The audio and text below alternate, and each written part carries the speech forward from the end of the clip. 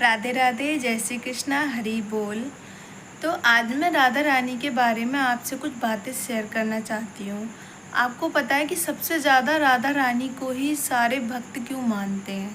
क्योंकि हमारी राधा रानी बहुत कृपामयी, बहुत करुणामयी, दयालु हैं, जिनके बारे में हमारी इतनी औकात नहीं है कि हम उनके बारे में चर्चा भी कर सकें। हमारी राधा रानी इतनी सुंदर हैं, वो इतनी प्रिय हैं सभी के लिए, इतनी प्रिय है मेरे लिए, आप सभी के लिए भी प्रिय होंगी। इतनी कृपा में इतनी दयालु हैं कि वो कभी भी अपने भक्तों की तुलना गलत इरादे से नहीं करती। उनके बरसाना कोई भी भक्त जब भी जाता है तो राधा रानी कभी ये नहीं सोचती कि ये इसने कितने पाप किए हैं या ये पापी है, ये कौन है कौन नहीं है, ये कभी नहीं सोचती। श्री जी को इसलिए सबसे ज़्यादा लोग मानते हैं क्योंकि जब राधा रानी के जब दरबार में भक्त जाते हैं तो राधा रानी उन पे भी कृपा करती हैं अपनी। जो इंसान बहुत पापी हैं, राधा रानी उन पे भी अपनी कृपा बरसाने वाली हैं हमारी श्री जी, तो उन पे भी अपनी कृपा बरसाती हैं। वो ये नहीं देखती कि इसमें क्या अवगुण हैं, वो सब में गुण ही देखती हैं।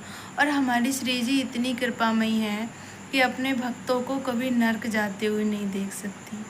हमारी श्री जी से अच्छा कोई इस दुनिया में हो ही नहीं सकता।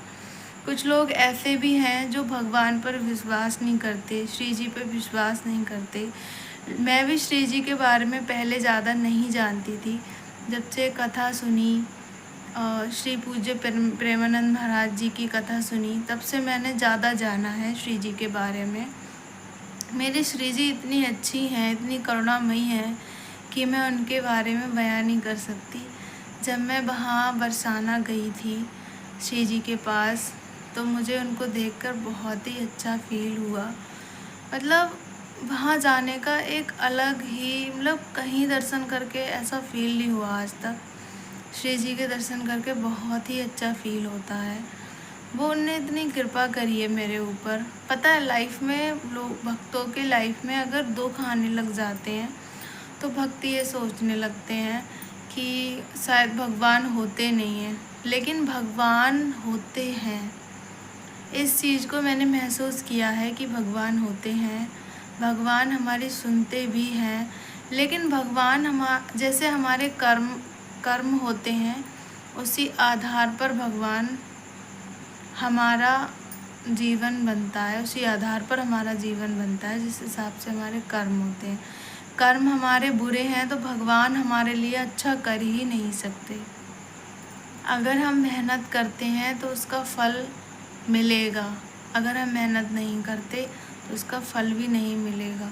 इसलिए भगवान होते हैं, भगवान की बातों पर विश्वास करना चाहिए। कथा भी सच्ची होती हैं, झूठी नहीं होती हैं।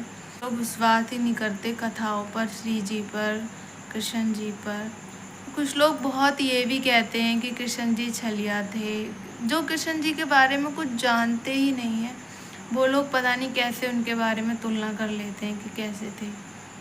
इसलिए भगवान के लिए कभी गलत नहीं बोलना चाहिए। हमारी श्री जी इतनी भोली हैं कि बस उनका नाम से ही मन प्रसन्न हो जाता है।